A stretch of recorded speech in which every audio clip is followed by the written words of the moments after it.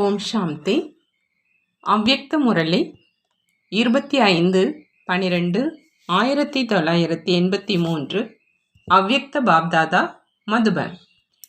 இன்றைய முரளியின் தலைப்பு, சங்கமயுகத்தினுடைய நாட்கள் மிகவும் மகிழ்ச்சியை கொண்டாடக்கூடிய நாட்கள். இன்று உயர்ந்ததிலும் உயர்ந்த தந்தை உயர்ந்ததிலும் உயர்ந்த குழந்தைகளுக்கு உயர்ந்த நாளுக்கான வாழ்த்துக்களை கொடுத்துட்டு இருக்கிறாங்க. கிஸ்மிஸ் பழத்தை விட இனிமையாக இருக்கும் குழந்தைகளுக்கு, அதாவது உலர் திராட்சை பழத்தை விட இனிமையாக இருக்கும் குழந்தைகளுக்கு கிறிஸ்துமஸ் தின வாழ்த்துக்களை கொடுத்துட்டு இருக்கிறாங்க. உயர்ந்ததிலும் உயர்ந்த நாள் சங்கமேகத்தினுடைய நாட்கள். தாழ்ந்த நாட்கள் அழிஞ்சிருச்சு. குஷி ஆர்வத்தோடு இருக்கக்கூடிய உற்சவத்தினுடைய நாட்கள் சங்கமயுகம். அந்த நாளில் விருட்சபதி கல்ப விருட்சத்தினுடைய கதையை சொல்றாங்க. இதே சங்கமயுகத்தின் உயர்ந்த நாளில் கல்ப விருட்சத்துக்கு அஸ்திவாரத்தில் ஜொலிச்சிட்டு இருக்கும் சிரேஷ்ட பிராமண ஆத்மாக்கள் முழு மரத்தையுமே ஜொலிப்படைய செய்கிறாங்க. அதிர்ஷ்ட நட்சத்திரங்கள், அன்பான நட்சத்திரங்கள் மரத்தை அழகானதாக ஆக்கிடுறாங்க. விருட்சத்துக்கு அஸ்திவாரமாக இருப்பது சைத்தன்ய ஜொலிக்கும் நட்சத்திரங்கள்.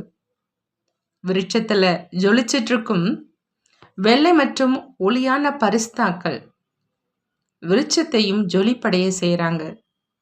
இதன் நினைவு சின்னமாகத்தான் இன்றைய நாளில் கிறிஸ்மஸ் மரத்தை அலங்கரிக்கிறாங்க. சங்கம யுகத்தினுடைய அந்த உயர்ந்த நாளில், உற்சாகத்தினுடைய உற்சவ நாளில் இரவையும் பகலாக ஆக்கிடுறீங்க, இருளை ஒளியானதாக மாற்றிடுறீங்கிறாங்க பாபா. சங்கமயுகத்தின் உயர்ந்த நாளில் பிராமண குடும்பத்தினர் சந்திப்பு செஞ்சு ஆத்மாவுக்கு உணவு பிரம்மா போஜனம் அன்பாக சாப்பிட்றீங்க. அதனால தான் நினைவு சின்னமா குடும்பத்தில் உள்ள அனைவரும் ஒன்று கூடி சாப்பிட்றாங்க, குடிக்கிறாங்க, கொண்டாடுறாங்க. முழு கல்பத்திலும் மகிழ்ச்சியை கொண்டாடக்கூடிய நாள் அல்லது மகிழ்ச்சியாக இருக்கக்கூடிய யுகம் சங்கமயுகம். இந்த சங்கமயுகத்தில் எவ்வளோ விரும்புகிறீங்களோ அவ்வளோ நிறைந்த மனதோடு மகிழ்ச்சியை கொண்டாட முடியும். ஞான அமிர்தத்தின் போதை அன்புல மூழ்க வச்சிருது. இந்த ஆன்மீக போதையின் அனுபவம் விசேஷமா உயர்ந்த நாள் என்று செய்றீங்க. சங்கமயுகத்தினுடைய பிரம்ம முகூர்த்தத்தில் அமிர்த வேளையில் உயர்ந்த பிறப்புக்கான கண்களை திறந்ததும் என்ன கிடைக்குது? எவ்வளோ பரிசுகள் கிடைச்சிருக்குது. கண்களை திறந்ததும் வயோதிக பாபாவை பார்க்குறீங்க, வெள்ளையான பாபாவை பார்க்குறீங்க, வெள்ளையில சிவப்பை பார்க்குறீங்க. யாரை பார்த்தீங்க? அமைதியை ஏற்படுத்தும் பாபாவை பார்த்தீங்க. எத்தனை பரிசுகளை கொடுத்திருக்கிறார். பல பிறவிகளுக்கு அந்த பரிசுகளினாலேயே வளரும் அளவுக்கு நிறைந்த பரிசுகளை கொடுத்திருக்கிறார். எதையும் வாங்க வேண்டிய அவசியம் இருக்காது. அனைத்தும் விட மிகப்பெரிய பரிசு, வைரத்தை விட மிக மதிப்பு வாய்ந்த அன்பு அப்படிங்கிற கங்கணம், ஈஸ்வரிய மந்திரம் அப்படிங்கிற கங்கணம் கொடுத்திருக்கிறார். இதன் மூலமா எது வேணுமோ எப்போ வேணுமோ சங்கல்பத்தின் மூலம் ஆவாகனம் செஞ்சா கிடைச்சிடும். பிராமணர்களுடைய களஞ்சியத்துல எந்த குறையுமே கிடையாது. இப்படிப்பட்ட பரிசு கண்களை திறந்ததும் அனைத்து குழந்தைகளுக்குமே கிடைச்சிருக்கு. எல்லாருக்குமே கிடைச்சிருக்குது இல்லையா? யாருக்கும் கிடைக்காமல் இருந்து விடவில்லை இல்லையா? இதுதான் உயர்ந்த நாளினுடைய மகிமையின் பாபா சொல்றாங்க. முதல்ல பிராமண ஆத்மாக்களினுடைய நினைவு சின்னம் கடைசி தர்மம் வரை அடையாளம் இன்று வரை நடைபெற்று இருக்குது. ஏன்னா சிரேஷ்ட பிராமண ஆத்மாக்களாக நீங்க முழு வெளிச்சத்துக்கும் அஸ்திவாரமாக இருக்கீங்க. அனைத்து ஆத்மாக்களுக்கும் தாத்தா கொள்ளு தாத்தாவாக நீங்க தான் இருக்கீங்க. இதெல்லாம் உங்களுடைய கிளைகள். விருட்சத்துக்கு அஸ்திவாரம் உயர்ந்ததிலும் உயர்ந்த பிராமணர்களாகிய நீங்க தான்.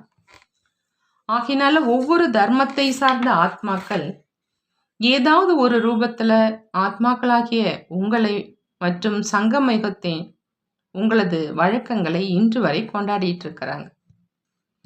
இவ்வாறு பரம்பரையான பூஜைக்குரிய ஆத்மாக்களாக இருக்கீங்க. பரம் ஆத்மாவை விட இரட்டை பூஜைக்குரியவங்க நீங்க தான். இவ்வாறு தன்னை உயர்ந்ததிலும் உயர்ந்த, சிரேஷ்டத்திலும் சிரேஷ்டமானவன் அப்படின்னு புரிஞ்சுக்கிட்டு மகிழ்ச்சியா நாளை கொண்டாடிட்டு இருக்கீங்க இல்லையா? கொண்டாடக்கூடிய நாட்கள் எவ்வளவு குறைவாக இருக்குது. கல்பத்தினுடைய கணக்கை வைத்து ஒரே ஒரு உயர்ந்த நாளை அதிகமாக கொண்டாடு. மகிழ்ச்சியில் ஆடுங்க, பிரம்ம போஜனம் சாப்பிடுங்க மற்றும் குஷியில் பாட்டு பாடுங்க. வேறு ஏதாவது கவலை இருக்குதா அப்படின்னு பாபா கேட்குறாங்க. கவலையற்ற சக்கரவர்த்திகள் முழு நாளும் என்ன செய்வாங்க? மகிழ்ச்சியோடு கொண்டாடுவாங்க இல்லையா? மன மகிழ்ச்சியை கொண்டாடுங்க. எல்லைக்குட்பட்ட மகிழ்ச்சியை கொண்டாடாதீங்க. எல்லையற்ற நாளுக்கான எல்லையற்ற கவலை இல்லாத மகிழ்ச்சியை கொண்டாடுங்க. புரிந்ததா அப்படின்னு பாபா கேட்குறாங்க. பிராமண உலகத்துக்கு எதுக்காக வந்திருக்கீங்க? மகிழ்ச்சியை கொண்டாடுவதற்காகத்தான் இல்லையா? நல்லது. இன்று விசேஷமா இரட்டை அயல்நாட்டு குழந்தைகளுக்கு மகிழ்ச்சியான நாள். உயர்ந்ததிலும் உயர்ந்த நாளை கொண்டாடுவதற்கான விசேஷமான வாழ்த்துக்கள். விசேஷ சந்திப்பிற்கான பரிசு கொடுப்பதற்காக பாப்தாதா வந்திருக்கிறாங்க. இப்போ மிகவும் குறைவானவர்கள் இருக்கீங்க. இருந்தாலும் இவ்வளவு தூரத்தில் அமர வேண்டி இருக்குது. எப்போ அதிகரிக்குமோ பிறகு தரிசனம் மட்டுமே இருக்கும். பிறகு சந்திப்பிற்கான வாய்ப்பு இருக்காது. தரிசனம் செய்வது மட்டுமே இருக்கும். திருஷ்டி தரிசனமாக மாறிடும். கடைசியில் திருஷ்டி மட்டுமே கிடைக்கும். பிறகு அதுவே பக்தியில் தரிசனம் என்ற வார்த்தையாக மாறிடும். இரட்டை அயல்நாட்டினருக்கு விசேஷமாக எந்த போதை இருக்குது அப்படின்னு பாப்தாதா கேட்குறாங்க. உயர்ந்த மதில் சுவர்கள், உயர்ந்த சமுத்திரம், உலக நாடுகளினுடைய சுவர்கள் இருக்குது அப்படிங்கிற ஒரு பாட்டும் இருக்குது இல்லையா? ஆக உயர்ந்த நாடுகளினுடைய சுவர், தர்மத்தின் சுவர், ஞானத்தின் சுவர், கொள்கைகளினுடைய சுவர், வழக்கங்களின் சுவர் அனைத்தையும் கடந்து வந்துட்டீங்க. அனைத்து பாரதவாசிகளும் சந்திக்கவே செய்கிறாங்க. பாரதவாசிகளுக்கும் ஆஸ்தி கிடைச்சிருக்குது. ஆனால் தேசத்தினர்களுக்கு தேசத்தில் கிடைச்சிருக்குது. இந்த அளவுக்கு உயர்ந்த சுவர்களை கடக்க வேண்டிய அவசியம் ஏற்படலை. பக்தியினுடைய சுவரை மட்டுமே கடந்தீங்க. ஆனால் இரட்டை அயல்நாட்டு குழந்தைகள் பல வகையான உயர்ந்த சுவர்களை கடந்திருக்கிறாங்க. ஆகையால இரட்டை போதை இருக்குதுன்னு பாபா சொல்கிறாங்க. பல வகையான முகமூடி அணிந்திருக்கும் உலகை கடந்திருக்கிறாங்க. ஆகையால கடந்து வந்திருக்கும் குழந்தைகளுக்கு இரட்டை அன்பு நினைவுகள். உழைப்பு செஞ்சிருக்கீங்க இல்லையா? ஆனால் தந்தையினுடைய அன்பு உழைப்பை மறக்க வச்சிடுது. நல்லது. சர்வசிரேஷ்ட பூஜ்ய ஆத்மாக்களுக்கு அனைவருக்கும் லைட் மைட் கொடுக்கக்கூடிய உயர்ந்ததிலும் உயர்ந்த குழந்தைகளுக்கு மகிழ்ச்சியான உலகத்தில் சதா ஆன்மீக மகிழ்ச்சியை கொண்டாடக்கூடியவங்களுக்கு ஒவ்வொரு நாளும் உற்சவம் என்று புரிந்து கொண்டு உற்சாகத்தில் இருக்கக்கூடியவங்களுக்கு எல்லையற்ற ஈஸ்வரிய பரிசு அடையக்கூடியவங்களுக்கு இவ்வாறு கல்ப விருட்சத்தில் தானும் ஜொலித்து பிறரையும் ஜொலிக்க வைக்கும் சிரேஷ்ட நட்சத்திரங்களுக்கு பாப்தாதாவினுடைய அன்பு நினைவுகள் மற்றும் நமஸ்தே சொல்கிறாங்க. நாமும் நம்மளுடைய பாப்தாதாவுக்கு அன்பு நினைவுகள் மற்றும் நமஸ்தே கூறுவோம். அயல்நாட்டு குழந்தைகளிடம் தனிப்பட்ட சந்திப்பு. பாப்தாதா கேட்குறாங்க, அனைவரும் தன்னை செல்லமானவர் என்று நினைக்கிறீர்கள் தானே என்று. எவ்வளோ அன்போடு தந்தை எங்கிருந்தோ தேர்ந்தெடுத்து ஒரு பூங்கொத்தில் சேர்த்து விட்டார். பூங்கொத்தில் வந்து அனைவரும் ஆன்மீக ரோஜாவாக ஆயிட்டீங்க.